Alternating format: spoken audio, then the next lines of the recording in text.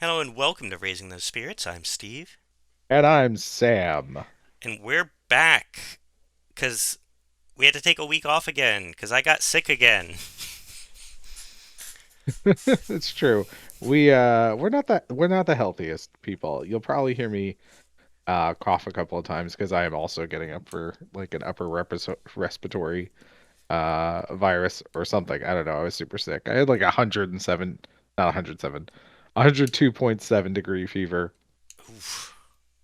I was thinking I'm sick enough, like, and I know where it's from. It's from my kid being in daycare, but I'm sick enough that, like, remember growing up, you'd be in like history class or reading about like a historical figure, and it was like he was known to have a weak constitution, and it's like growing up you're like, wow, people back in the day used to just get sick, and now I'm like, if they were to write a book about me.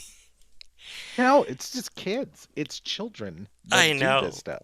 it's like I don't have a weak constitution, but on paper, anyone who listens to this podcast, Steve has a weak constitution, needs to go spend time by the sea in mineral baths. Just take me to one of those big old houses where they let all the people cough themselves to death. Ooh. So But we'll yeah, survive it. that's we're here though. We're here this week. We're gonna do our best to get through it. And please tell me this was your week for a cryptid because I didn't do one. It absolutely Oh, was, thank God. and I did Kansas. Steve. Okay, so to explain the bit for anybody who's joining us for the first time, we're doing United States of Cryptids, where we go to each state. In these United States, we're going in alphabetical order, and we find cryptids that are unique to each state. And we talk about them a little bit, and we also put some description of them into Midjourney AI to see if it can figure out what they're supposed to look like. We share that on our Instagram and our Facebook at RTSpiritspod, so you can play along. So, Steve, Kansas. Uh huh. I was worried that we weren't going to be able to find a good one for Kansas, but there is one, according to the internet, there is one cryptid that is completely unique to Kansas. And you want to know what his that cryptid's name is? I would love to because I've discovered your photos. It is Sinkhole Sam. That is Kansas's answer to the Loch Ness monster, Sinkhole Sam. So obviously I fell in love with this cryptid immediately, and I am going to insist on everybody just referring to me as Sinkhole Sam from now on. All right. But I mean, unless you're like out to eat or something, then it might come off as rude. yeah, no, that'd be kind of a trick. Like, my dog is eating my hand.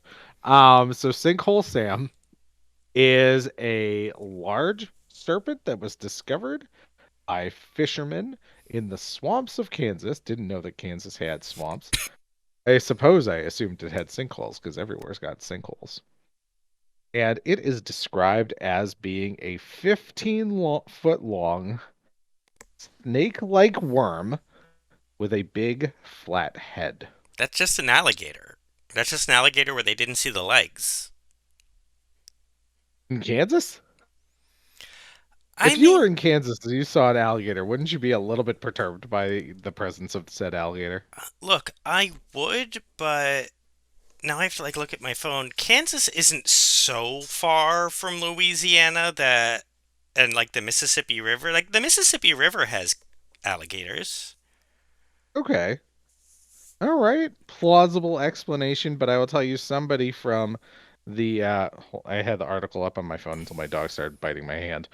Uh in the 1950s, someone from the Salina Journal from Salina, Kansas came up with what sounded like a pretty plausible explanation.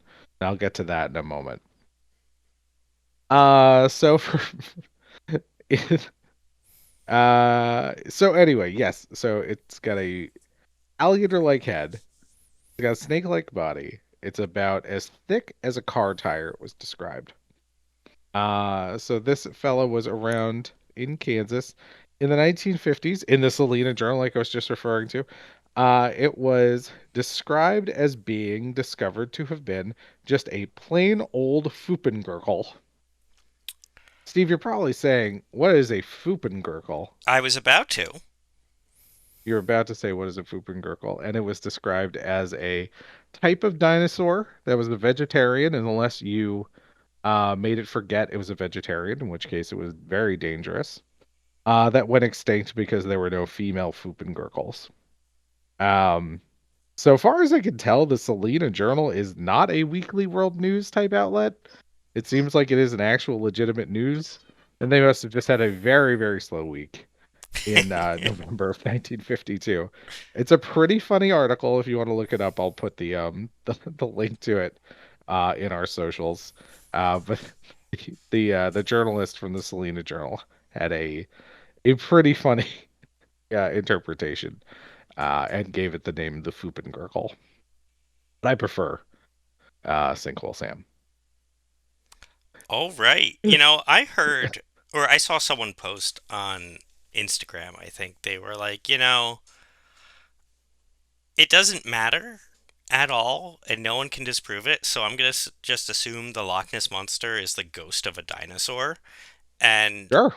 that's what I'm into for all of these Loch Ness monsters. They're just dino ghosts. Yeah, I mean, where was that Dino Ghost gonna go? Into the light? Boring. I'd rather stick Boring. around and freak out people in Kansas. Um, the Maybe it's first like a dogma situation, and it was banished to Kansas by God. could be. So the first thing I tried was I put into Midjourney, 15-foot long snake with a flat head as thick as a tire.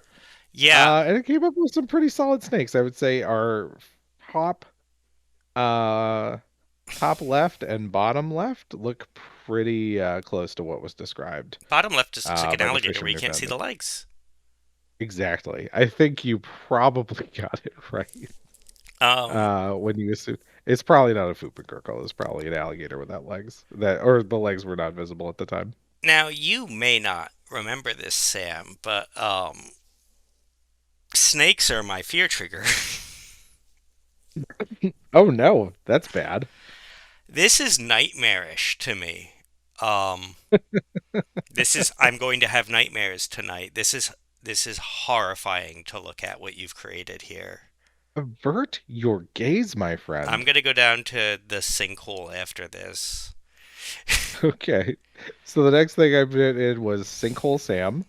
And mostly it's just pictures of people inside sinkholes. Not surprising. One of them's kind of cartoony. One of them looks like it's just like an eye. But Looks like I really appreciate bottom right, who appears to be a lost astronaut just standing in a hole. Maybe he's a robot or an alien, I don't that's a know. big head on an average sized body. He kind of reminds me of Marvin the Paranoid Android from Yes. The Checker's Guide. That's very good. That's not a very big sinkhole though. That's like Sandpit Sam. Yeah. Like Winnie the Pooh might Um, wander by there a few times. After that, I put Sinkhole Sam, the monster of Kansas. Now, bottom left here, you glazed over. There's just like a weird looking Tim Burton guy in a hole. I like it. I like the idea of this guy who just has like this sinkhole that leads to a system of tunnels and he haunts this area. He That looks very perplexed. that is I'm putting a pin in that one for potential you and me cryptid. A cartoony man. Yes. Okay, okay. Follow, follow that up with I put in Sinkhole Sam, the monster of Kansas. These look like angry cannonballs to me. I love the one Uh, on the top right. There were these toys in the 80s. I'm sure if you don't know what they are, our friend John, who listens to the show, will. There were like these balls that were like the size of your hand that you could grab, and they had like basically faces like the thing on the top right, and you could like squeeze them and make their eyes bulge a little and stuff. No idea what I'm talking about. I know exactly what you're talking about, and I actually thought the exact same thing. Oh, thank God. I wouldn't be surprised if that's what Midjourney was kind of cribbing from here, because that is exactly what I thought. I remember the balls you're talking about. They were called Mad Balls. Yeah, Mad Balls. I had one. I I did think I had too. one. Or did I have a? I might have had an Attack of the Killer Tomato ball that had a similar face. There was a Attack of the Killer Tomato looking Mad Ball. Oh, okay. I'm Because I looking at think I it had right one that was like a now. tomato snake. Oh man, so yeah, I get big Mad Balls vibes off of this. All I typed in was 80s balls with faces, and it came right up. That's beautiful. And the last thing I put in was plain old Gurkel, because it was a plain old Gurkel according to that one article. And we got mostly birds. We got three kind of like fantasy looking birds that look like they're gonna go tell you a story and give you a quest. And then one wizard mouse. I'm super into the wizard mouse and the bird on the top right. Mhm. I'm super into everything from the cannonballs. They're so beautiful to me. And then I'm into the bottom two from the whole. You made a lot of good stuff. There's 8 good choices here. Yeah. Personally, I mean, my favorite is honestly my favorite is the astronaut in the small hole. Kind of named him Gavin. I don't know why I think his name would be Gavin. I don't know if he makes a good cryptid, but I've decided his name is Gavin. All right. Well, I've looked at a lot of these and already come up with a bunch of stuff. Do you have anything like you've named him? What are you thinking when you look at him? Because when I look at some of these, I already have thoughts. All right. Well, Gavin here, he's an alien that crashed to Earth, and he had a tiny little spaceship, and it made a tiny little Quato, and he doesn't quite know what to do. That's my story on Gavin. The Tim Burton guy, I also thought he looked just like Tim Burton. Since it's Sinkhole Sam, I think that I don't know. He feels like he would be in Paranorman. Also, I feel like he's a Yes. Paranorman character. It's like if Tim Burton was in one of his own like Coraline like Paranorman, that type of animation movie. Yes, that's exactly it. All right. So I like both of them. For the cannonballs, I don't know how I differentiate each cannonball from the others Top left is a piece of playground equipment, or because of the thing sticking out of his head. it appears to be a piece of playground equipment. Um, yeah, bottom And that left. kind of that's a big theme for us. I feel like we've had a lot of things that just look like just look like regular stuff and then turns out it's something else. Well, I mean, that's what a lot of cryptids have to be, otherwise we'd know about them. Also true. Like even if like back when we did SCPs, how many SCPs like blend in with their surroundings? Like it looks like just a normal door. It looks like just a normal this until you notice it's not.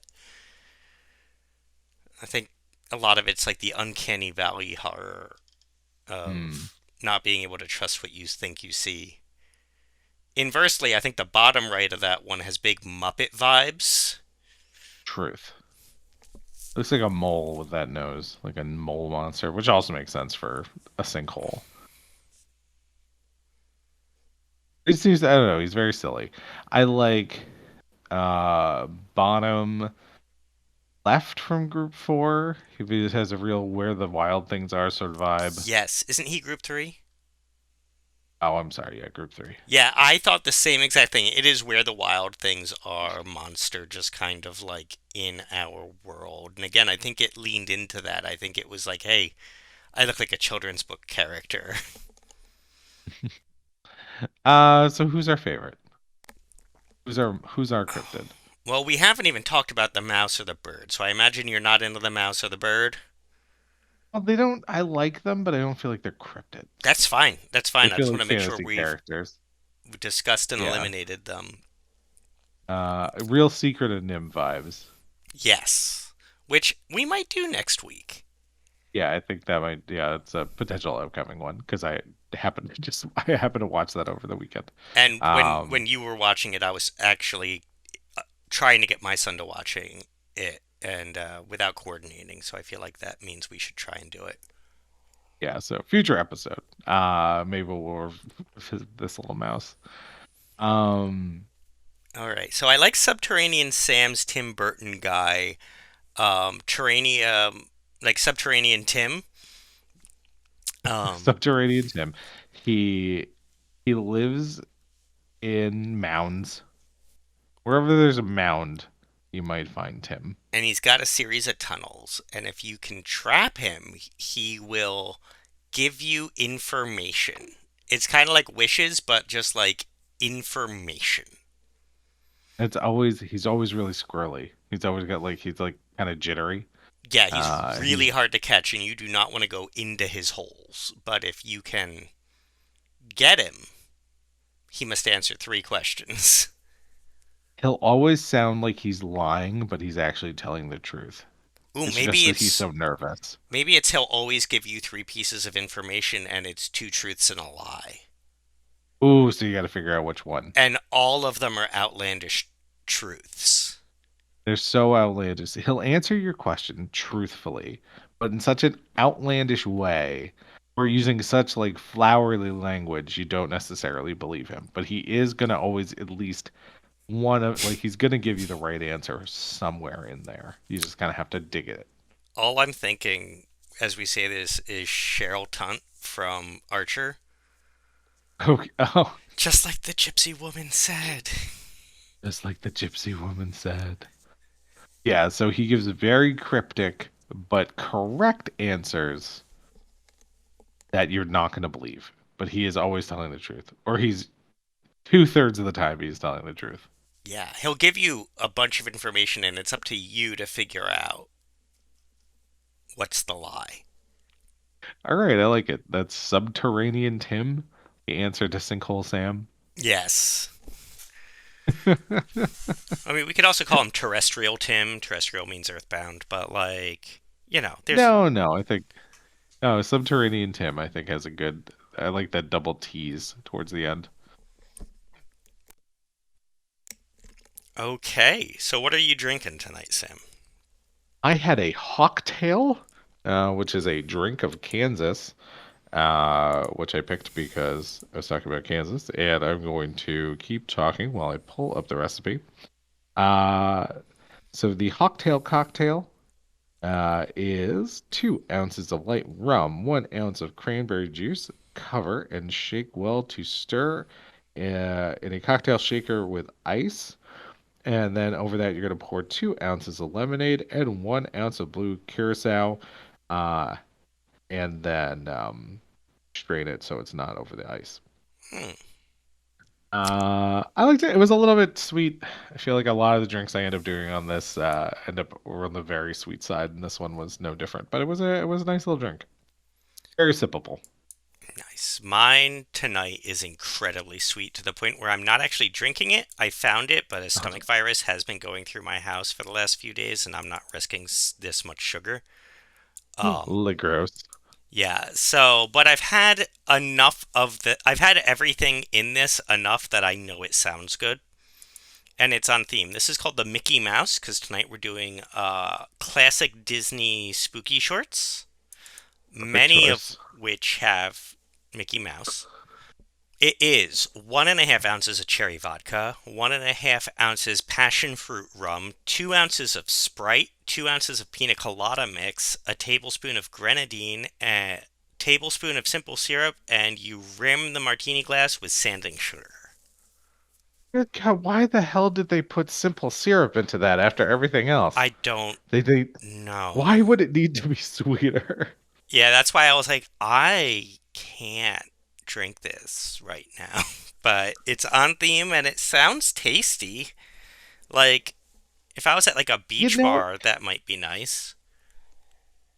if it was like poured over shaved ice, There are so many Oh drinks where my I'm god, like, this is so yes. syrupy and sweet that it would need to be poured over shaved ice so that it would like just tone it down If you turn this enough to into a make it. Slurpee, Yeah, then I think it would be good. yeah, put this in like a Slurpee machine. I think this could be killer.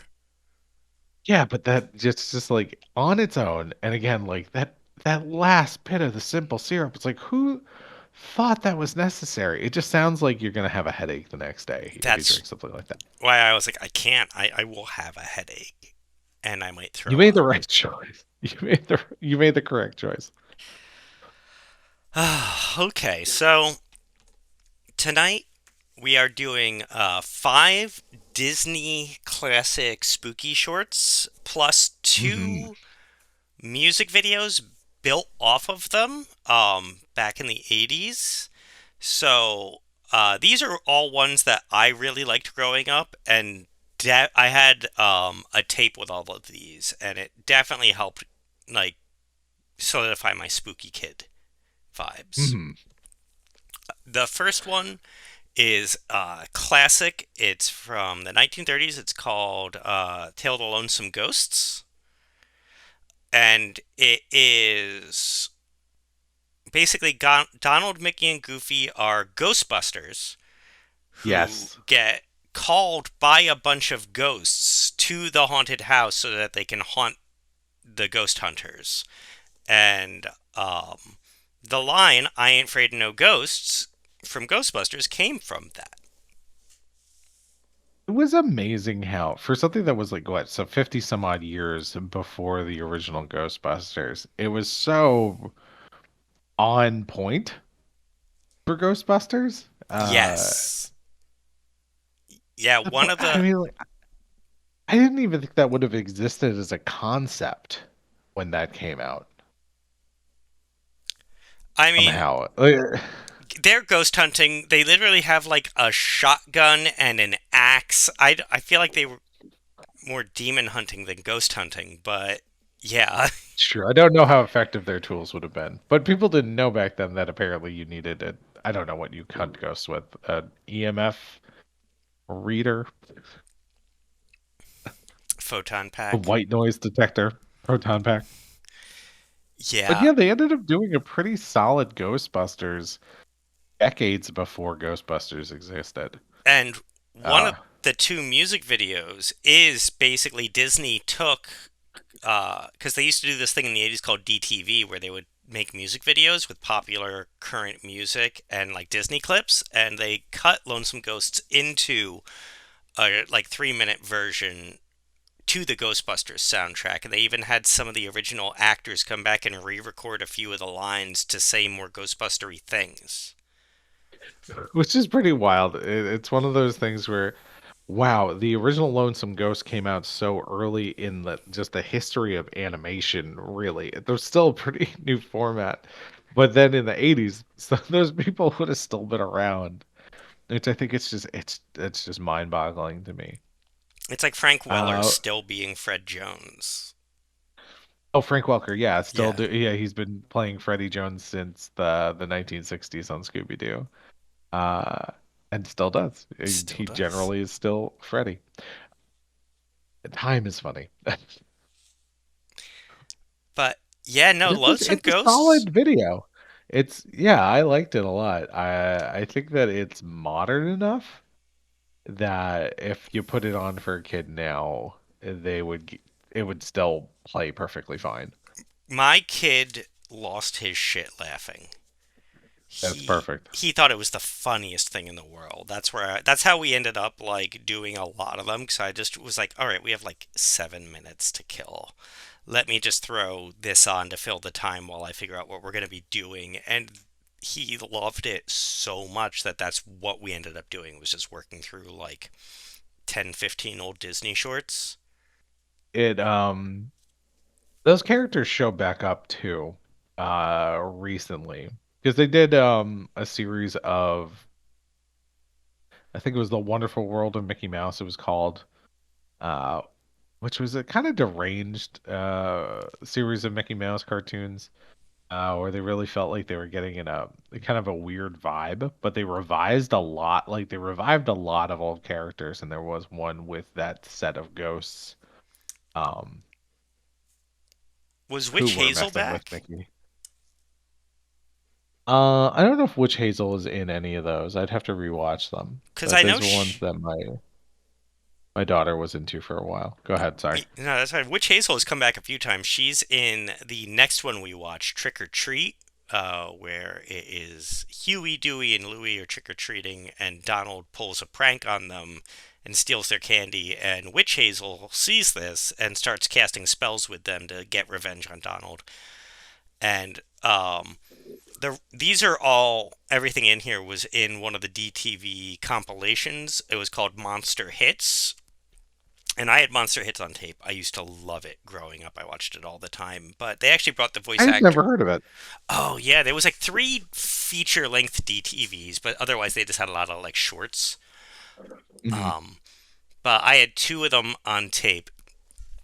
And Witch Hazel, they brought the actress back from the 30s, and she was one of the hosts. It was her and the Magic Mirror from Snow White hosted DTV Monster Hit. So she came back, re-recorded lines.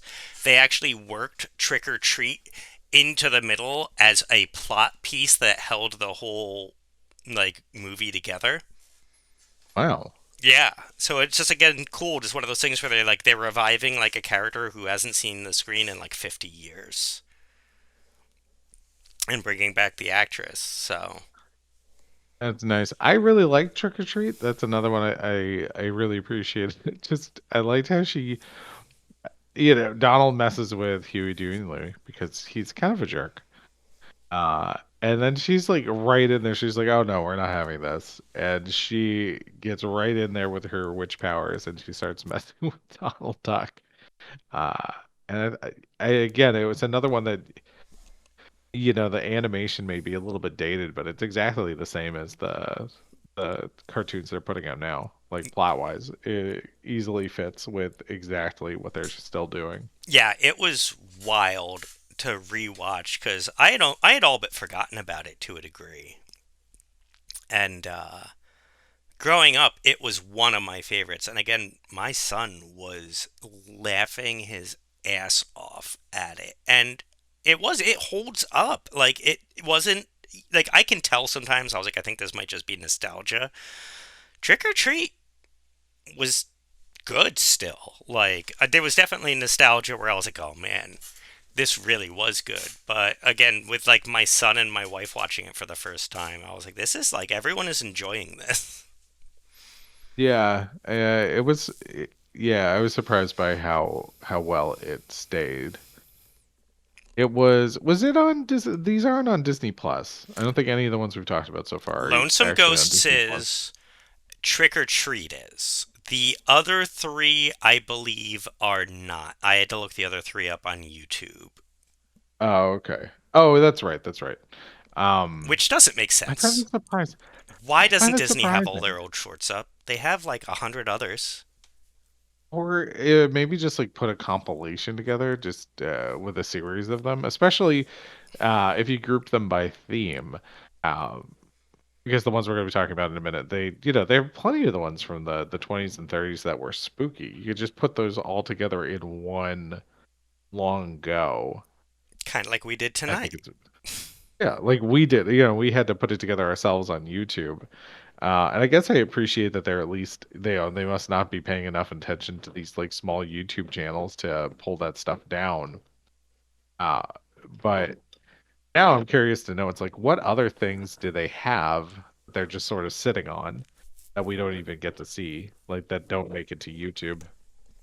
Yeah, I thought about going down that rabbit hole, but with everyone being as sick as they were, I just didn't. But it occurred to me because I did have to go to a wiki for the DTV stuff. That's how I learned a little about that and how many there were and stuff, just to track down a lot of the spooky footage for us to do. Because I figured just hell, check the archive. That has like a works cited on its wiki, and it tells you every short or every movie they pull from. Because sometimes they'll even just have like a quick snippet from like 101 Dalmatians, like this was a really scary clip, or this is thematically appropriate, or so I went through that and I was like, I should really continue down this rabbit hole because like I had forgotten about the skeleton dance. I thought the skeleton dance was part of the haunted house or the Mad Doctor, and it's its own separate thing. But I'm sure there's others.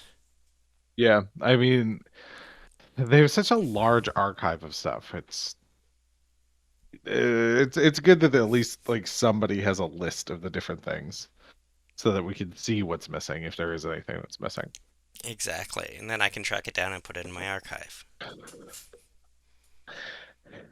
So we watched three very old shorts Yes, black and white old. with so these would have had to have been some of the very first Mickey Mouse shorts because these so Haunted House I think is the earliest and that was what 29. Yes, that was 28 or 29. It was like Great Depression era. So that's almost so that's going on a century Yes. old. And I mean, it doesn't hold animation wise. It doesn't look as good as say the Lonesome Ghosts. It looks like it's very early animation, but it's good. So that's one haunted house. My daughter was very into for a long time, to the point that there was probably a year where I think we watched that video every day. Like we really watched it a lot, a lot. She was very into it. That sounds like me growing up. And it's one of my favorites. I really, really enjoy it. I think it's a pretty stunning piece of animation. Yeah, no, it is like alarming how well that holds up with the animation, with the timing, with just the comedic beats. It's the surrealness. Like I forgot just how like weird cartoons used to be with Um, just like him walking up the stairs and every step opening revealing that it was a coffin with like a skeleton in it, him grabbing a doorknob and the doorknob actually turning out to be a hand shaking his hand, just like so many weird little trippy like sucked through this spit out of this thing. yeah, it's a great it's a simple setup. It's Mickey is lost. He finds refuge in a house. It turns out it's a haunted house. And that's pretty much just him like going room to room and seeing these weird spooky things. Yeah, But it's got a great atmosphere to it. and eventually it turns out the skeletons just want him to play the piano so they can have a dance party.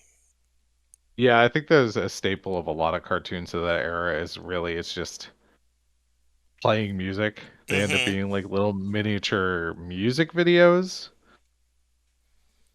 And I It wonder if worked. that's also so that they can reuse a lot of animation because you'll notice in those just how much animation they will recycle to kind of pad out the runtime. You know, it's not like it's long or anything, and I can't really blame them for it because they're doing what they could do with the technology at the time. But you you really start to notice that like oh when the bats are flying, it's the same bats over and over and over again. It's good. I love the haunted house. And the skeleton dance is basically just the haunted house, but instead of being in a haunted house, you're in a cemetery. Right. Same exact premise, same exact dance party, just Same animation. yeah, same I animations, definitely new location. I definitely noticed watching back to back the haunted house and then watching the skeleton dance just how much they use the same animation cells again, not just for the skeletons but for like owls and spiders and anything else that's kind of occupying the area. And that's one. It's funny how that got kind of a second life in the last few years because of the song Spooky Scary Skeletons. Did it You know really? Spooky Scary. Well, yeah, so it's just like a dance song and it's about spooky scary skeletons, but the most popular video for it is just the footage from the skeleton dance that they play underneath a remix of the song. So that's another one. Even if I didn't watch the skeleton dance a ton, like the original version of it, Spooky Scary Skeletons is a staple in my house at Halloween time. It's kind of just on repeat a lot. So I've seen the footage from this probably 100 times. Wow. Yeah, look up Spooky Scary Skeletons. It's a great song. It's a great dance song. All right. So yeah, that got kind of a second life in the last couple of years. It was also a big thing on TikTok for a while. I think it's a big thing on TikTok around Halloween every year. I remember the name of the song. I just don't remember anything about it. Too much has happened over the last 4 years.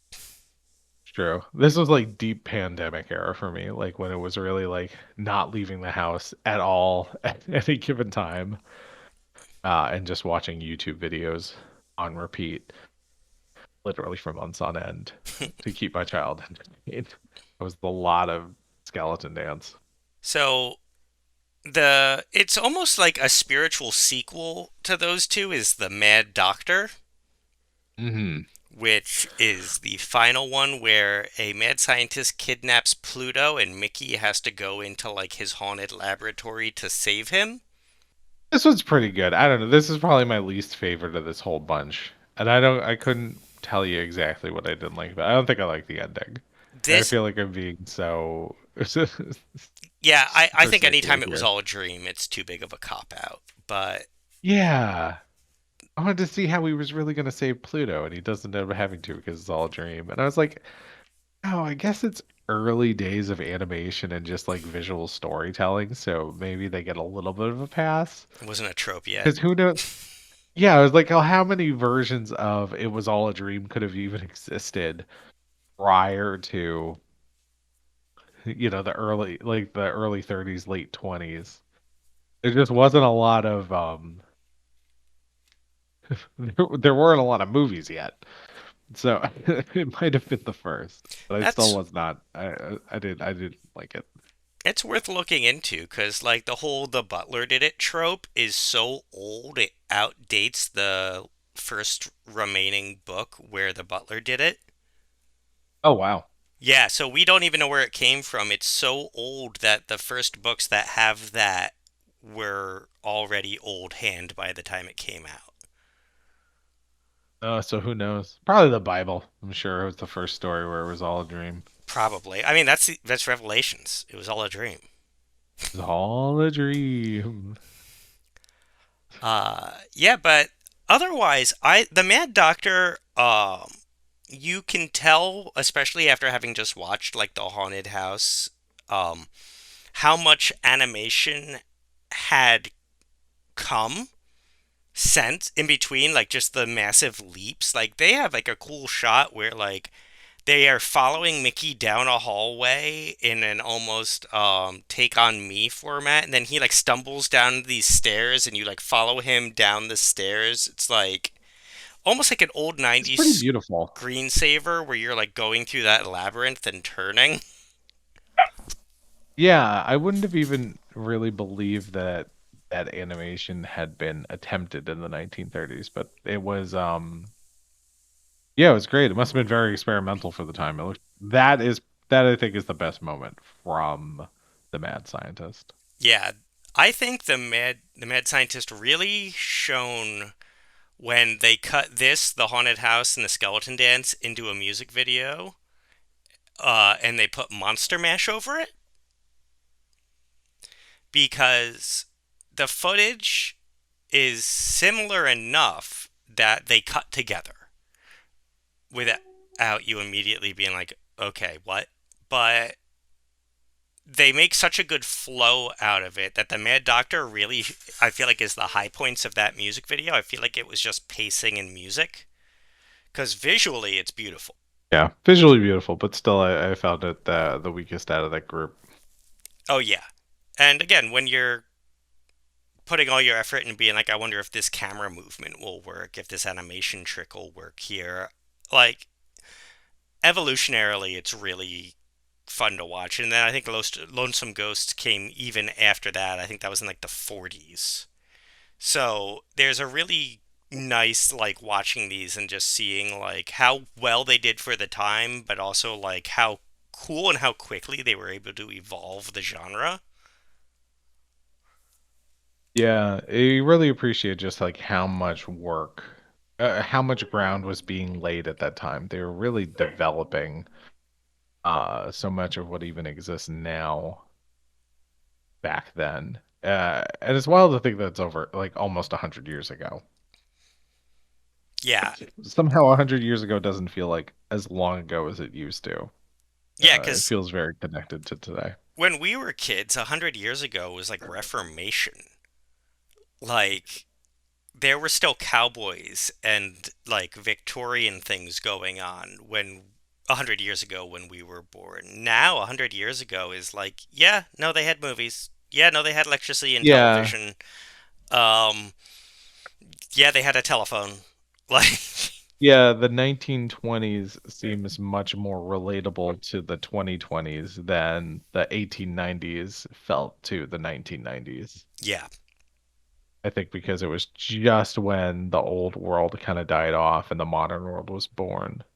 yeah, it's weird. I was thinking about that earlier about how like all the things because you're always seeing those things trying to make you old where it's like if this was made now instead of in the 80s it would be about the 80s and you're just like oh my god shut up like but then I'm just like it's not the same because something that happened in the 40s versus the 80s is such a different world than the 80s to the 2020s.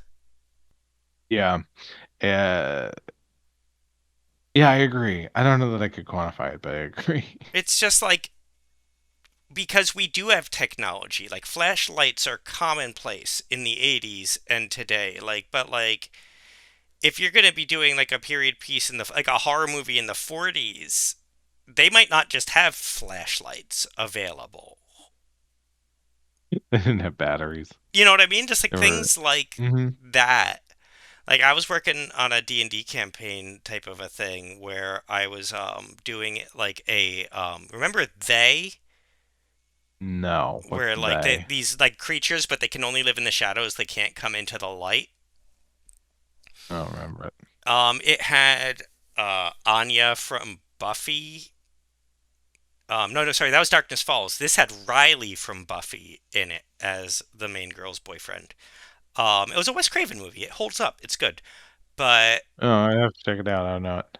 there was also Darkness Falls with the Tooth Fairy with Anya from Buffy, and she couldn't go into the light. But anyway, I was working on like a slasher flick type of thing, and I was gonna do it like this happens like every 30 years type of thing. And one of the hardest things was figuring out decades that you could do it because like a modern versus the 80s was different enough but still manageable. But then going back from the 80s to the 50s was like such a drastically different work. Like the difficulty curve shot up so much Hmm. just in the difference between like now versus the 80s versus the 80s versus the 40s and the 50s.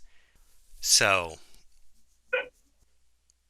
that's my thoughts on that. But it's good. It's Yeah. worth it. There's a lot of great shorts on YouTube, on Disney Plus, and they're not I mean they have the old comedy ones too. We watched a bunch of funny ones. We watched some old Chip and Dale. Um Lots of really good animation and it's just funny. Like they're fun little shorts for the most part. Uh Yeah.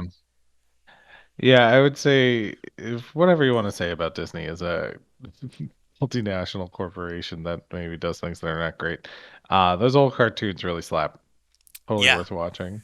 And it's a good litmus test for your kids to test spooky because they aren't scary really. They aren't No, it's creepy. more atmosphere than anything else. They are a spooky atmosphere. There's never like a creepy factor. So, if your kid's really into that, it might be a thing that they're ready to take the next step. I've been wondering about the next step a lot, Sam, because Hmm. we were raised in the 80s where there were no rules or advanced rating systems. And That's true. A lot of the stuff that we watched from the 80s that we grew up on, I would not impart onto our kids. I think we learned that. We've learned that a few times. yeah, and it's just like so hard because like there's not a time in my life that I don't remember watching Indiana Jones or Star Wars or The Never-Ending Story, The Secret of Nim. Like, and I'm like, my my son's 4. Is he old enough for Time Bandits? Is he old enough for Never-Ending Story or for Indiana Jones? Like, cause We I saw that Labyrinth is going to be back in theaters for its whatever anniversary, I guess like 30 something or 40th anniversary of Labyrinth. And I showed my daughter the trailer. I was like, "Oh, would you want to go see this with me?" She gives it one look and she goes, "No, that's really creepy." I was I, like, "Oh, I guess I can't argue with you about that." we actually started these shorts after a failed attempt to watch Labyrinth. I even skipped the beginning. I started outside of the gates of the Goblin City thinking he'd get hooked in by like the fantasy and the David Bowie and the Hmm. fairies. No, no, Nothing. nothing. He was not into it. He was not ready. And then we ended up doing this episode. So it worked out, but I'm just like, man, I want to show you so much of this stuff that like was just a given for me growing up. Yeah, I feel like I watched Labyrinth and Dark Crystal a lot. Dark Crystal definitely. Yeah, I Um, had Labyrinth was and one of that the is tapes I had. I would say the next thing you could try, I would say some modern spooky Disney. Like I said, check out that World of Mickey Mouse, Wonderful World of Mickey Mouse. They do a lot to revive old characters, and they do have some spooky episodes. They have like a stalker episode, which was pretty surprising, where basically Donald and Daisy Duck are being stalked by Minnie and Mickey Mouse. And it like plays out like a strangers or a hush scenario where they're trying to avoid them in their house. Oh my god. Um, yeah, it's surprisingly dark. Uh, That sounds so it's something you could great. try watching out. I'm into that. I'm just also like I have all these movies that I love and I grew up loving and I want an excuse to watch them again. And I want to watch them with my kid like cuz Bluey taught my kid about Raiders and like running from the giant ball and we play Raiders in my house all the time. He has never seen Raiders of the Lost Ark. But he knows it from Bluey. Yeah, but he knows it from Bluey, and like I'm like, man, I want to watch Indiana Jones with you again. I don't remember ever not watching Indiana Jones because I had older brothers. Because he was born just at the start of the pandemic, so he's Yeah, like about he 4. his Or he's fourth going to birthday turn is 4 soon. next week. It's less than a week away. Oh my goodness, where's the week away? That's So by time exciting. this will air, he'll be 4. I don't know what my point was there. You know what? When's a good time to show him the things? Because our parents couldn't be held accountable for what they showed us. Yeah, it feels like 4 might still be like a little young for like Indiana Jones or I Star know, Wars. and I I've know that not been able to get my daughter into Star Wars. I feel like she should be at the right age. She's 6.5, but I don't think she cares. during Christmas. Yes, Christmas, because we were down in Jersey at my family's. My niece and nephew were watching Star Wars Episode 2, and my son got so hooked into that. That's the worst one. I know, and I was like, kid, if you like this one, Wait until you watch one that doesn't. yeah, right? But like, he didn't even get bored during the politics. He was like, yes, yes, this does seem troubling. I also hate sand. Yeah, like it was he was so into episode 2 though, which killed me inside because it's episode 2, but like can I show him episode 4 now? Yeah, I think you could just skip straight to it.